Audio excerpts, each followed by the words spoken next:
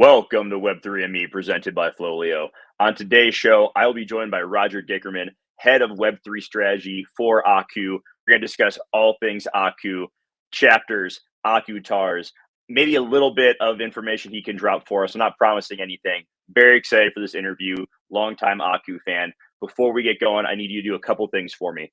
Please like today's video. That is greatly appreciated. Subscribe to our channel for all things NFT content related. And head to FLOLiO.com, FLOLiO.com, to take advantage of all of our free NFT market tools. That being said, nothing today is financial advice. Please do your own research. I'm not telling you to go out and buy Aku stuff right now, although it might be cooler if you did. With that being said, let's bring on Roger. Roger, thank you so much for being on the show. I know you just got off of Twitter Spaces. You're a busy man this morning. How are we doing today? Doing great. I'm coming in with full Twitter Spaces energy from the Aku assembly, so can't wait to continue talking. I love it. So real quick, I have not been able to be on one of those. I have like a weekly call every Thursday at 8 a.m. What is the Aku assembly? Give us a brief rundown. A touch point for the community on a weekly basis. Often we'll have Micah Johnson himself and or Surgical Summer Watson joining us, sometimes a creative team from Dirk at Work to JB and beyond. And so it's just fun to be able to tap in with the community, talk about anything from a market review to a lot of hot button topics to the questions that the community asks. So it's a really fun time. Averages about an hour, Thursdays at 10 a.m. Eastern. Okay, awesome. So before we get into Aku, I want to learn more about you because I always find it interesting to hear how their path led them into the world of NFTs. So let's start with how you got how you began in the NFT space, how you got connected with Micah and Aku, and sort of like what are your responsibilities with this whole business that they're running? Yeah, so 3 dots in my life that I feel are relevant. And the first dot is art appreciation as a kid. I was a constant drawer. My favorite thing to do was copy comic book covers, and I was fascinated with anything from Wolverine to, you name it. But art appreciation. Then I got away from that. And then the second period of my life is academic rigor and business and finance and coming out for a global market making firm and being involved in that for a number of years. That's sort of dot number 2. And then dot number 3 is the grand anomaly of my life with my now wife doing a fitness and wellness business. But what that means to me is that was community and empathy. So a lot of what we see coming together within the Web3 space, a lot of these communities forming and finding each other and creating the vibes behind a lot of these brands, that was a critical dot for me to connect there. So set the scene in 2020. We all know that COVID, tore through the world at about that time. My wife and I decided to shutter our brick and mortar fitness and wellness business that had been in existence for a little bit over a decade at that time. Now, what I had been doing for a number of years, I was a little bit burnt out, to be honest, that journey. And what I've been doing for a few years was reconnecting with the business and finance side of me. So that was cryptocurrency. I would call myself a believer since 16 and involved in the investing side since 18, 19. And then just walking that forward, I then find the NFT space in the year 2020. I found the NFT space in summer of 20, did my research, and in fall of 20, I dove in. Now, I dove in from a trading perspective, but I'll never forget the turning point. So first NFT is a popular question. That's Slime Sunday, last stand of the nation state. And then first love in the NFT world became Mad Dog Jones. And I'll never forget Mad Dog Jones's art. And I saw the art and I had this new thought in my brain.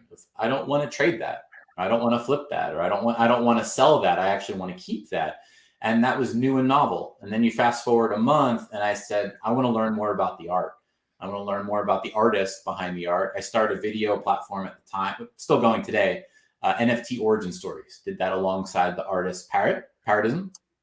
And we've told now 66 artist interviews and go live on a weekly basis. But it was a thirst for knowledge and a thirst for more. And then you turn the page into the calendar year 2021 as NFTs start to take off. I became a source for a lot of artists for strategy advice, for how do I, I'm producing this art and things are absolutely, taking off at face melting speed. How do I think about that? Like, how do I set up my mechanics? How do I do X, Y, or Z? I became a bit of a source for that, developed a lot of fast friendships in that space. And then fast forward a little bit more, Micah Johnson came on NFT Origin Stories. I had founded a project called the Artifacts Project. Now, Dirk at Work, who is the art director of Aku, was also the art director of Artifacts. And I remember Dirk saying, you guys got to talk. You guys got to meet. You and Micah would hit it off. And you be immediate friends. I'm like, oh, would love to at some point. So Mike comes on Origin Stories. We sort of kick off that friendship. Aku keeps going. The chapters keep releasing. And then maybe we pause there because I think we're going to pivot into some of the history of the Aku NFTs themselves. But that's the origin story of myself and Micah and myself and Aku. Very cool. So you and I actually have a very similar background. I did not realize this, but my degree is in personal financial planning. However, I never really did that professionally because I found I wasn't that passionate about it. I have, however, been a personal trainer and a strength coach for the last 11 years of my life. So, and I'm actually at the end of this year getting ready to close up my brick and mortar gym. We barely, we made it through COVID, but it's, you talk about burnout. I totally feel you. Like this, Web3 and the NFT world has kind of shown me that I can have a little bit more freedom and still do something I love. And, it's really interesting, the combination of the finance background with, community building. Like as owning a brick and mortar gym, like you build a community, like it's a very interesting combo, and one that I think is going to serve everyone who is a part of that very well. So just kind of a funny little coincidence there. So what are your responsibilities right now, as head of Web3 strategy for Aku? What does, a day-to-day, month-to-month, like what are you really focused on in the short and long term? Yeah, so I think the inception of the role just speaks to the size of Aku, right? And I think sometimes it's a misconception because when you think about it, it's a creator-founded brand. And sometimes I think within the space, when you think of a creator-founder brand, you think small, like driven by the creator. But again, where Aku is gone, you have Micah and I call her the GOAT, but Surgical Summer Watson at the head of it. And then you have this team that's expanding. And you have Aku that's expanding globally, and it's also expanding across verticals. It's expanding outside of the Web3 space. You saw Aku make an appearance at the Disney Expo, the only non-Disney IP to show up at that expo, courtesy of Visa, who's an Aku partner. So you look at how big Aku is getting. I think that was just Micah realizing, all right, we need to start expanding this team. I feel grateful to be aboard as head of Web3. So it's me stepping into a role that was already being served well, but now that it's so big, Mike can only do so much. Summer can only do so much. So how would I turn the day-to-day? I would turn the day-to-day as a lot of communication with the community. That was a huge priority for me. Reestablishing that Aku Assembly Twitter Spaces, touching base. I think it has one of the most vibrant Discord communities out there. It's just very special. It has a lot of exclusive channels for the Moon Gods, which are all the chapter holders on down the line. So it was establishing all of those touch points with the community, sort of quenching their thirst for more. But then beyond that, it's engaging in a ton of partnerships. I mean, everyone wants to partner with Aku. Everyone wants to be involved on down the line. Big brands, medium brands, small brands. So it's fielding a lot of those relationships from the Web3 perspective and being involved in a lot of those dialogues.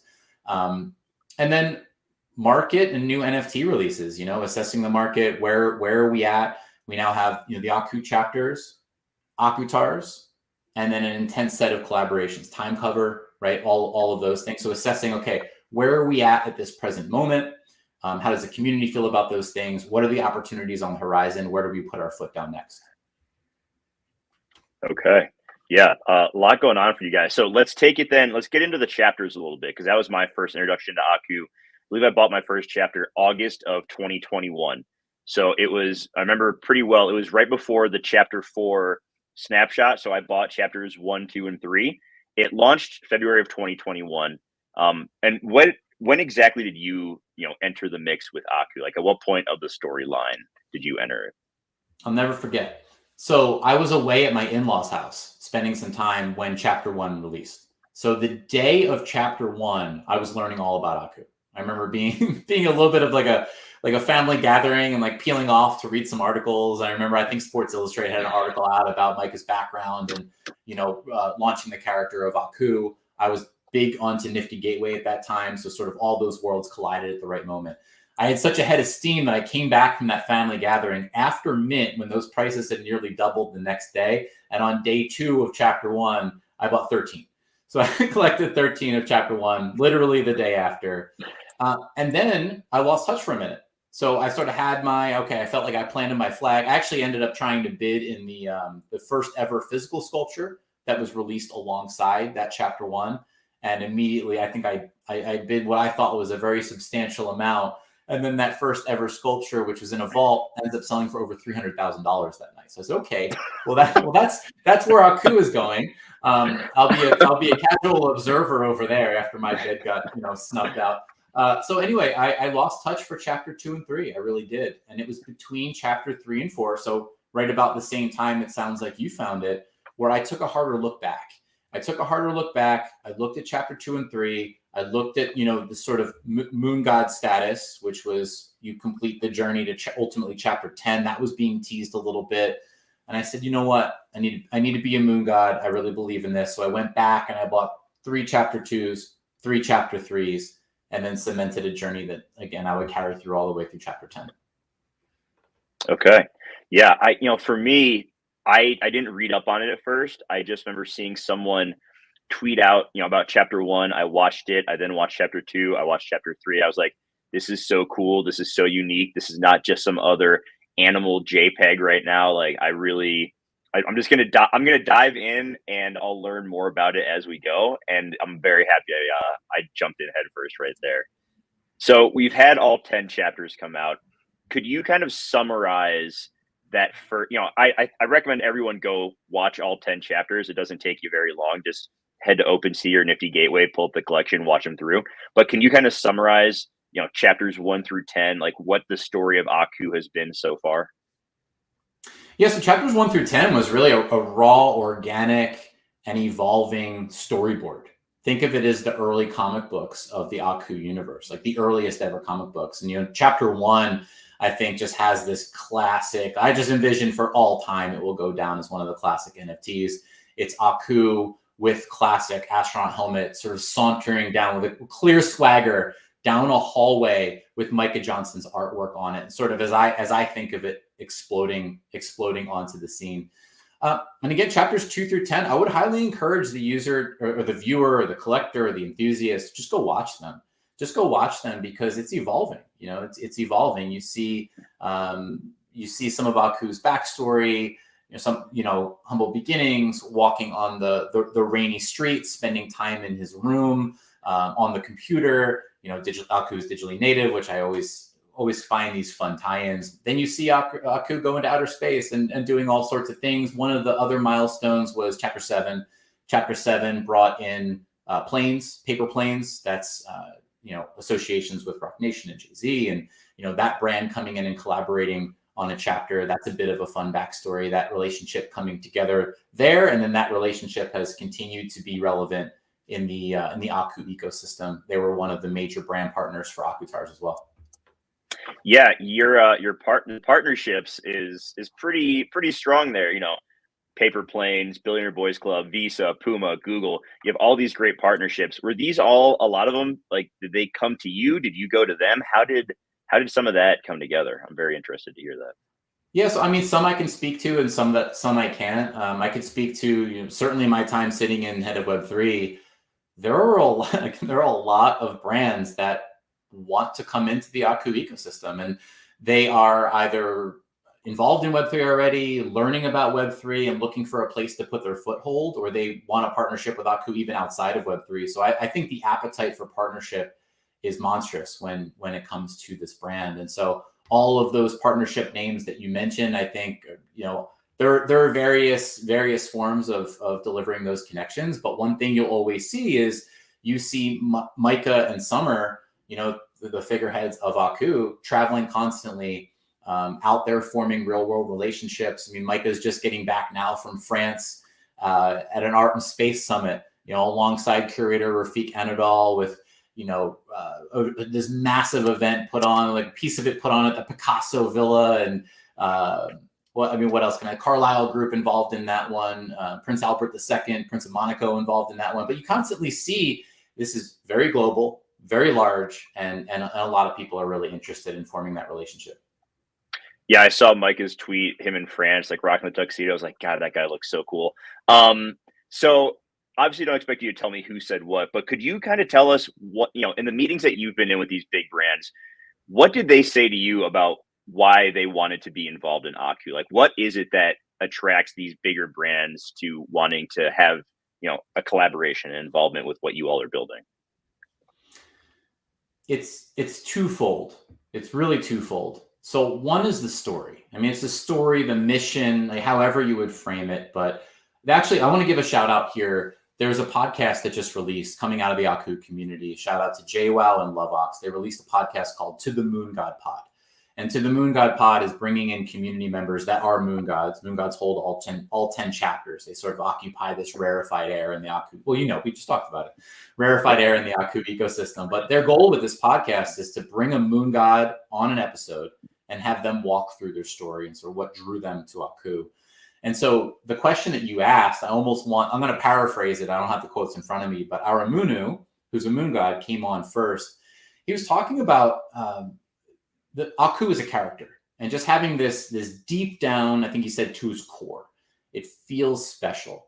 Aku feels like the next Mickey Mouse, the next Spider-Man, the next iconic character, sort of to burst out there and make it. And then he framed it as the world needs it. He said, I'm focused on positive stories. We live in a lot of dystopias. There are a lot of dystopian projections on TV, on any of the streaming networks we might find. He's thirsting for a very a positive one and an impactful one, and also a representative one. Let's start adding some diversification to these classic characters that make it out into the mainstream. And I'll add my own take. I just got back from celebrating my daughter's birthday at Disney with my wife. We spent 2 days there. It was my first time ever being to Disney World. I left, and one of the thoughts emblazoned in my mind was, Aku belongs here. And I looked around, I said, there's so many amazing things that are going on here, but arguably he needs to be there. It really felt me. Now, of course, I'm biased. Yes. I'm there. I'm on the team. I'm biased, but that was a really strong intuitive feeling, doubling down on what Aramunu was quoted as saying on To the Moon God Pod. So I think when you ask what brands are interested in, that's big and palpable and out there, and people feel it. And I said two things. One is that, and two is Micah. Right. And Summer as well. Micah and Summer have these exceptional relationships. They're very, very well respected, across anything from the athletic background of Micah, the music industry background of Summer. They are very well respected and very well thought of. So when these brands come in, they see the story and the mission, and then they see the founders of the brand. And I think that makes for a pretty magical recipe. That's awesome. Yeah. I echo. You said the person's name was Aramunu? Yes. Okay. I echo what they say. I actually titled the episode, today's episode, Aku, the Hero We Need, because that was one thing that jumped out to me when I saw this is, the last few years have been really rough, right? And to me, Aku is just like this positive force, that has hope for, a brighter future. You watch this story of this child play out, and you see in the early chapters, maybe not from the best area, wherever Aku is growing up, but he puts himself, and he dreams big, and he dreams on this grand scale that most people give up on when they hit a certain point in life, right? Like you get to a place as an adult where you don't maybe dream, you obviously don't dream the way you did as a kid. And this is just kind of that reminder that like people should dream big, literally aim for the moon.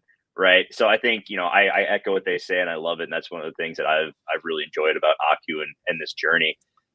So we mentioned the moon gods. We mentioned, Aku Tars. Let's dive into those a little bit more. So for those who don't know, Aku Tars were, mint passes that were dropped to holders of chapters earlier this year. There are different rarities of them. You have the regular Aku Tars, you have the OGs and the mega OGs.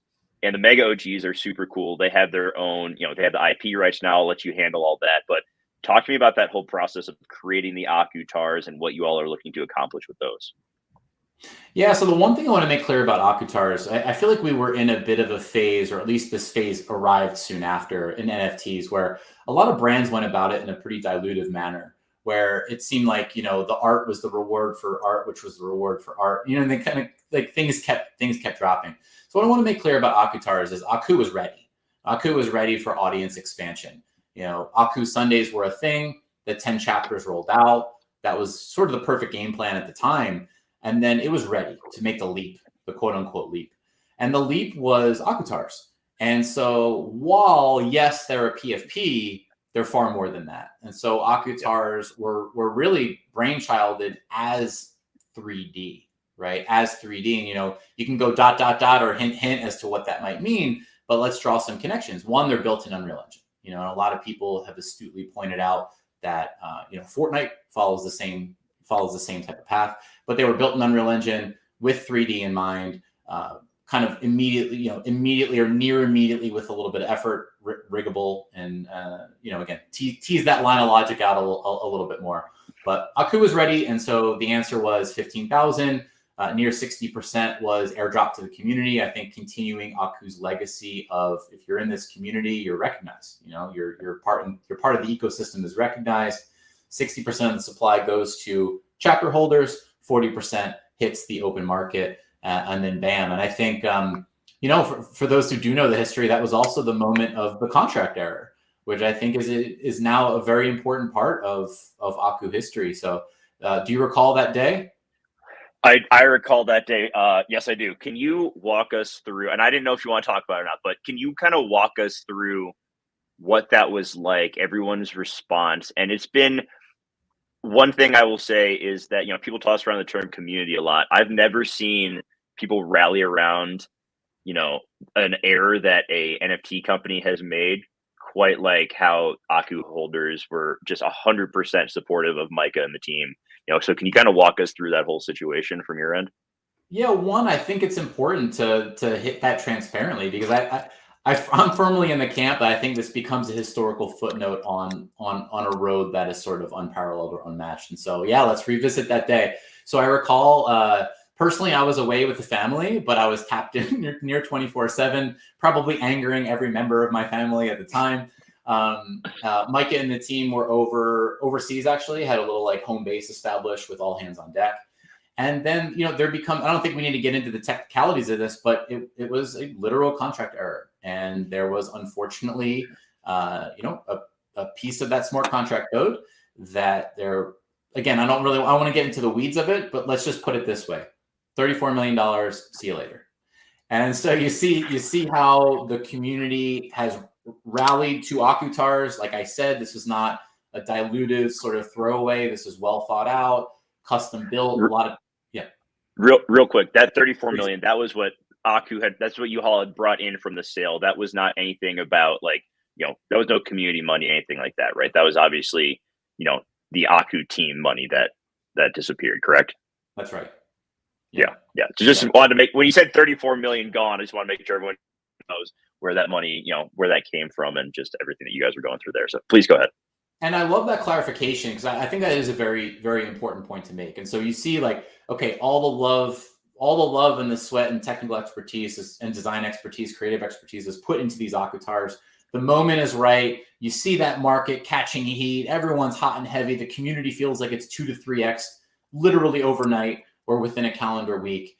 This happens. And when the community 2 to 3x overnight, there's a lot of these new participants to the Aku ecosystem that all they saw was the contract error.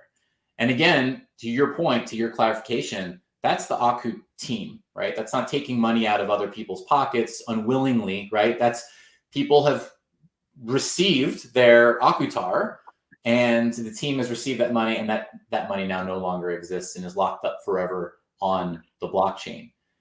So those who were new to the community maybe left. Maybe they thought that was it. How could anyone ever rebound from that? And I think the closer you got to the inner circle of the community, of the team, of that sort of the war room overseas that was being conducted at that time, there was no flinch. Sure, there was disappointment. There's agony, of course, but there was no flinch. And everyone understood this is bigger than that, which is kind of wild to say. That's not a small sum. That's not a small, capital raise, right? But there was never any flinch, and it was full steam ahead. Everyone in the community was served. Everyone had what was promised. Every bit, there was a bit of chapter holders, you got refunded a certain amount if you bought an Akutar, you got them for a level down in cost. All of them were taken care of. Only the team suffered. And I think those who stuck around, it became a rallying cry, and it became, wow, so this thing is huge. This thing is bigger than $34 million. This thing is going places. And then you've seen that community only, be emboldened step over step since that which was April of 2022. Yeah. What year are we? Yeah, we're at 2022, right? I mean, in NFT time, it might as well be like 2040. But Agreed. it's one thing to evaluate a team and a project and a business at their high points, but when you can see how strong everyone bounced back, I mean, that was quite honestly probably the lowest point of Aku at this point, as far as like the business goes, and seeing how strong it was and how the team and all the holders, that level of support and love and trust that you guys were going to continue to do, what needed to be done, I think speaks volumes for your reputation in the NFT space and how much the holders truly love Aku. So I think that's really, really awesome. We had one question so far asking about, if you could talk a little bit more about how Aku got into the D23 Expo, outside of just the partnership with Visa, and how did that go? Like, I remember seeing like some snippets here and there of Micah talking, but how did that all go down? And what was your takeaways from that? I mean, it went down through Visa. So Micah Okay. Johnson is the first ever creator partnered with Visa on the Web3 side of things. I think it's been an incredible partnership. Visa's been involved. They've attended Aku Sundays, and shout out to Kai Sheffield, who's a big part of the community as well. But they brought Micah and Aku in, and my understanding is that Disney was cool with it. Okay, like here we go. Micah hit the stage at the D23 Expo. For an amazing panel that's available online. In fact, the Disney account itself shared that out last week, a little soundbite and clip and access to that. So I would encourage that people get their hands on that, see Micah on stage next to a lot of really, really impactful people.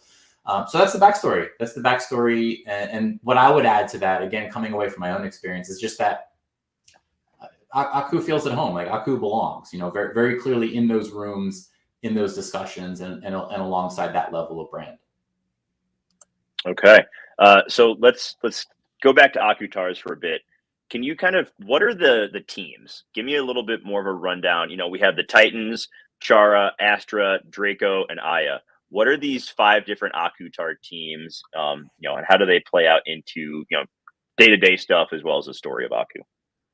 Yeah, so the 5 teams left a question in people's minds. Like how would these teams be mobilized, right? That they're clearly a trait. They're a trait of the collection. They have the lighting, by the way, underneath the astronaut helmet signifies what that team is. For example, Team Titans is a shade of blue, right? And so initially after the Akutars launch, it was, okay, what's going to happen here? And so we've seen a couple things happen since. One thing was a brand partnership. So it was called Team Titans Season. And that was Aku delivering to a number of categories of people. So delivered a couple things to Akutar holders in general, delivered a couple things to Planes trade holder. Oh, there it is. On the money.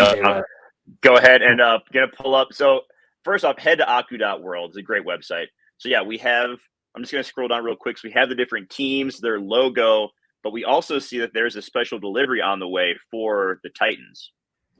Yep. So I think that specific thing, that box that you're looking at, has been delivered. So just that there's no confusion to anybody. But for example, that is the Planes trait. A little different than Team Titans, but a trait of the collection. Planes trait, a la Paper Planes, the brand that we were discussing. They received a very special 1 of 350 Planes crown, or Aku by Planes hat.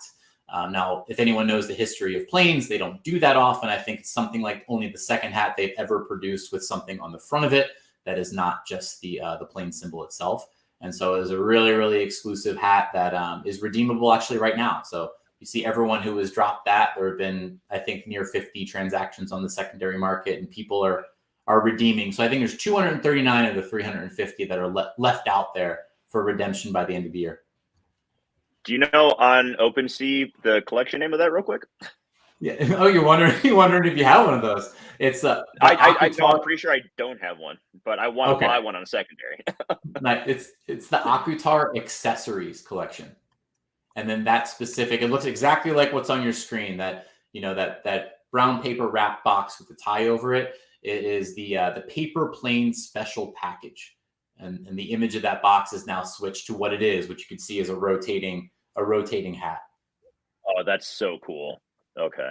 Well, I guess I'm about to buy a 0.35 ETH hat, but it's fine with me. Okay. Anyway, that's really cool. So can you give any hints on maybe what some of the other, are they going to be on the broader team side, some of these future ones, or is it going to be more on a trait by trait partnership, situation?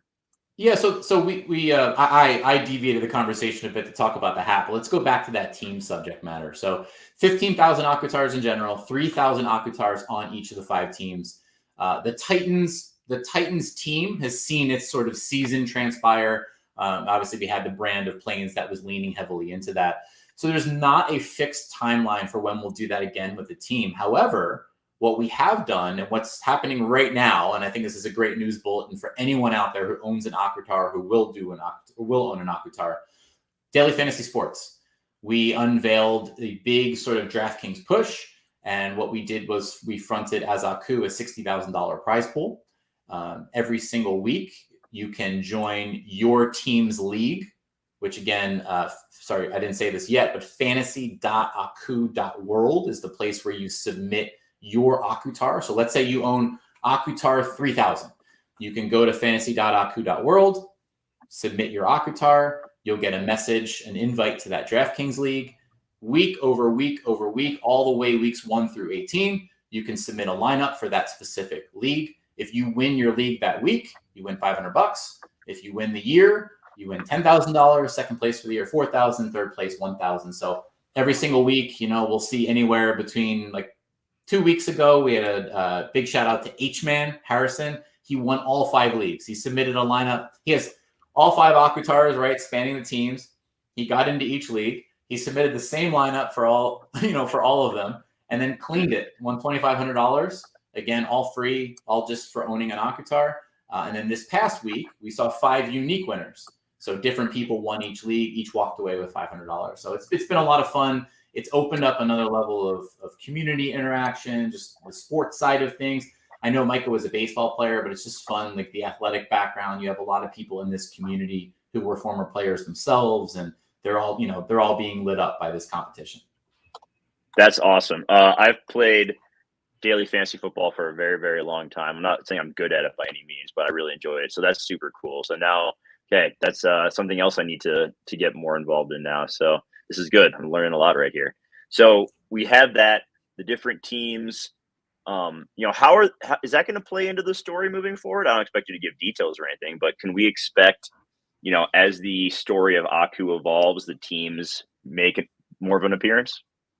I think the way to think about teams is utility, like the non-cheesy form of utility. You'll see that team story walks forward with that in mind. And so prior to the launch of the Daily Fantasy Sports endeavor, you saw a practice mission, and the practice mission where participants from each team submitted their take on a time cover. This is around the time, no pun intended, around the time when the time cover was launched. That was a hugely successful venture. And so the first inception of this team trait was that. There were team channels set up in the Discord. If you have one, you can go there now. You can access your Team Titans channel, your Team Aya channel.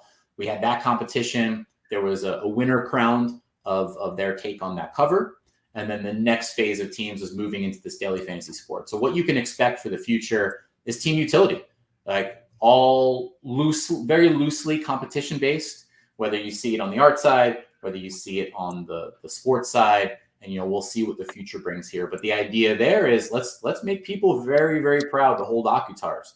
That constantly you can do something with those Akutars. You're not only a part of something, you're not only a part of this community, but constantly you're looking left and you're looking right, and you can do a lot with them. That's really cool. Do you guys have plans? I know last year, I believe it was last December, there was the event in Miami. Are there any, upcoming events, and will these different teams have possibly different utilities, in IRL situations? Entirely possible in IRL situations. Like we'll see how that team journey transpires. But what I can say for this year, Aku's going to be down in Miami. It'll be a lot of fun. I think last year, a lot of people look back on it as the highlight of their, Art Basel experience last year. So again, Aku is going to be down there. Haven't released the exact details yet in terms of the days, in terms of the appearances where Aku will be, but that's coming. Okay. I was not at Art Basel. I did see the pictures, and that was another thing. I was like, okay, these guys are doing some cool stuff. So very awesome. We talked about, Aku being built on Unreal Engine. For those who don't know, that's allows for use in, games, film, and television, the stuff that Roger may not have wanted to mention. I believe Micah had put out a video that showed an Akutar kind of flying around what looked like it was some sort of arena. Is there plans that you can kind of talk about for an Akutar game? Because obviously they're built for that. Like, besides that teaser video, have you guys mentioned anything? We haven't. It may or may not be. I may or may not be wishing you a happy Halloween. So there are absolutely things around that corner. The creative team, the design team behind Aku is exceptional, and you can expect some things behind that door. Okay. We just had the most recent drop was the first Mega OG chapter, which I actually just rewatched it again this morning before our interview, and that one gets me hyped up, man. Like Aku walking out in the spacesuit, picking out which helmet he wants to wear, flying to the moon. There's gonna be 5 chapters of that in total, correct? Yeah. So again, on brand, on theme. This is Aku saying, okay, if you have a Mega OG Akutar, of which there are 529, you get airdrop 5 chapters. So this is all, again, it just kind of continues along the tapping constantly into the community ecosystem. Now, this is an entirely different story, right? And then Mega OG is a different character than Aku. Obviously has some visual similarities, but stands alone. And so why that's important is because if you think about Aku as global IP, right? Making appearances with Visa at Disney, like Google, those level of relationships, the global IP is actually quite important. And so, you're not seeing CCO. Like let's put it that way, around that central Aku character. And I think it puts the brand in the best possible position to be delivering those level of relationships for its collector base and enthusiast base. But on the flip side of it, when you do talk about the Mega OG Akutar being a different character, having that distinction being made, you see 2 things happening. So number 1, that first chapter that you reference is out, first of 5. The fun fact about that is that 2, 3, 4, and 5, the next 4 in that series, are going to be co-created with the community, with the Mega OG community. So if you hold the Mega OG, you have a private channel on Discord. You're able to go into that private channel in Discord and literally walk the story forward. You can put your input in. You can interface with the creative team, right? The protocol the process is sort of still being sorted as to how the creative will interact with the community. But the goal there is to co-create chapters 2 through 5 of that. So that's sort of what's happening internally, and then that becomes the next chapters in the series. Now, what's happening externally is that if you own a Mega OG, not only can you do that, but you now have commercial rights to your Mega OG. And so that allows you to go out and do your thing, with, again, that being a related but different character than Aku. That's anything from the To the Moon God pod that I mentioned, JWeb and Lovox, slapping a Mega OG on the branding of that. You have other community members, Old Country, Argonaut, creating their Twitter accounts, clearly trying to establish their Mega OG as something. Like, we'll see what they have in mind in the future, but it's going to be really, really fun to see where the community takes this. Yeah, that's really cool. I think we've seen it, playing out over the last year with Bored Apes, Moonbirds, all these different, NFTs building the IP out. Outside of those, do you know of anyone building, like, who's working on partnerships with any like big brands or startup brands, anything like that? I know that Aramunu has big things in mind.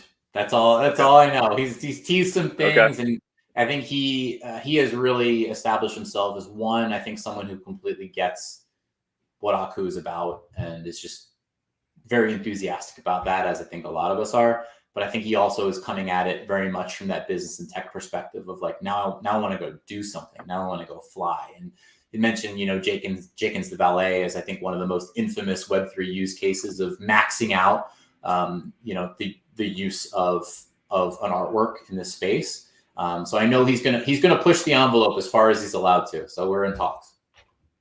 Okay, I'm gonna pull up. I'm going to bring up my Mega OG real quick, and I want you to tell me what you think the best IP usage of that would be. It's a pretty cool one. I think it's got, the Great Britain track jacket on. Like, I could see that being involved with some sort of like British company, but what are your thoughts about this Mega OG right here? So thought number one is, there are a few mega OGs with like partner traits on them. So they're unfortunately the only ones that are excluded from the conversation. So number one, you're on the right side of it. Your mega OG looks good to go. So all right, we crossed the first threshold. The second threshold, I like where you went with it. I mean, number one, I think you have one of the coolest helmets. Let's just have that be said right off the jump. And number two, absolutely, I'm thinking international, some form of, could make this guy prominent around the Olympics. That's where I was going. Yeah. I mean, the first NFT mascot for an Olympic team, Great Britain. I mean, my DMs are open, guys. Like whoever's over there running the show. There you go. Our great minds think alike. We found out our backgrounds are a lot alike today, and now we're on the same page with Akutar 76. No, I agree. I love the helmet. It's just so clean. Like this is one of the things, and I recommend everyone, if you haven't looked too much into the Akutar collection, it's one of those NFT collections to me, like Bored Apes, like Ranga, some of the other ones that I love, where I just like scrolling through and I don't care about the price. I like looking at the different traits and different combinations and trying to find that holy grail of like, these are my favorite traits all mashed into one. Like, I think it's really fun from that standpoint. I agree. I can't tell you how much time I've spent. And the fun thing for me is that I think I have a really organic journey to Aku, right?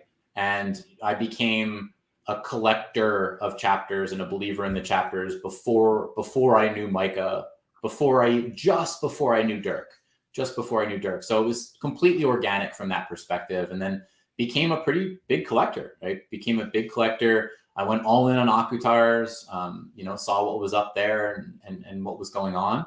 And then the relationship side evolved as well. The business side evolved as well. And now I feel like, I don't know, kind of weird how all those dots in my life connected as I got into NFTs. Now all the dots in the NFT space connect with formally coming aboard Aku. But, it's very, very genuine from my end. And I spent a lot of time scrolling that collection, tracking data points in that collection, trait points in that collection, the types of Akutars. Like, oh man, you get me started on that front. We won't end this. Yeah.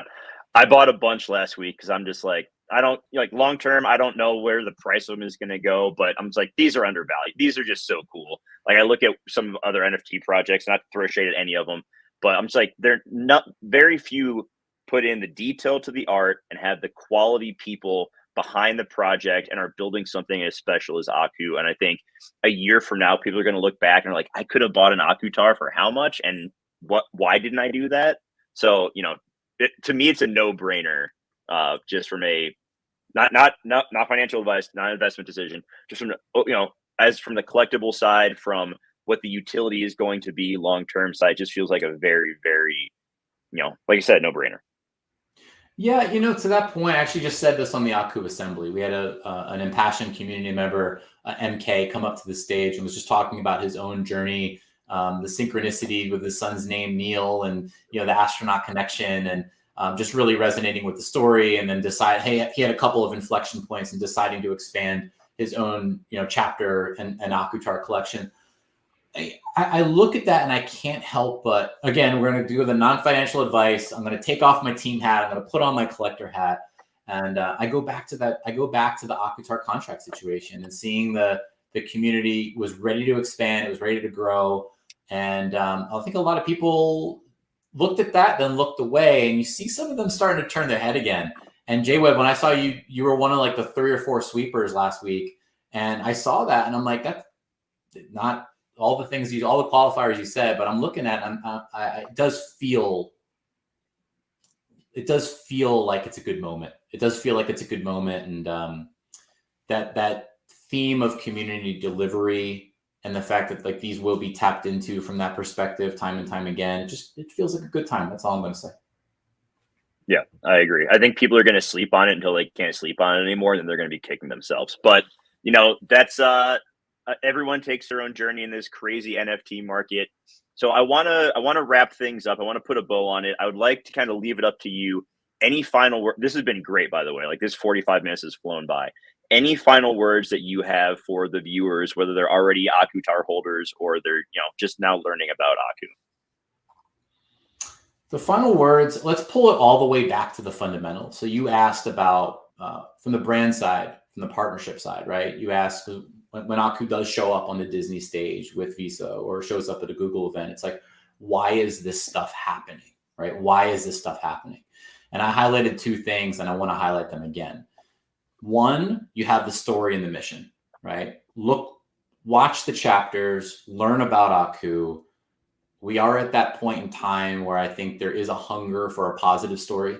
I think there is a hunger for a representative story, and Aku's the one. Like, it's just the one, right? My words, my bias, but I feel like it's the one.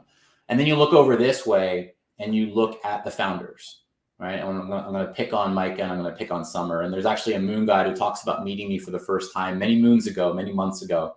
And he was at a FIBO paint party. Shout out to Ferocious. And we were in the back corner. He introduced himself and he said, "Hey, why do you believe so much in Aku?" This is during the chapters phase.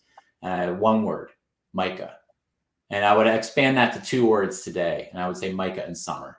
And I would look at their backgrounds, look at their passion, look at their work ethic, and look at the fact that even though Aku has expanded to global and across verticals, that it was digitally native from the beginning. And there's constantly been that reflection on that and tap in to the community, to the collector community and the enthusiast community within this Web3 space. Grateful to be a part of it, but those are the two things that I would flag. That's where I sort of ended where it began. Those are the points of confidence. It's what brings the brand partnerships in, and it's what I would encourage anyone taking a look at. Okay, I think that's a perfect place to end it. Roger, thank you so much. Really appreciated you coming on. Had a great time talking about Aku. Hope we can do it again in the future. Everyone watching, thank you so much for being here today. Once again, please like today's show, subscribe to our channel for more NFT content. I'll be back tomorrow. Head to FLOLiO.com, FLOLiO.com for all of our tools. Appreciate everybody for watching. For Roger, for the team at Aku, for the team at FLOLiO, I am Jeremy. Have a great day, everybody. We will see you next time.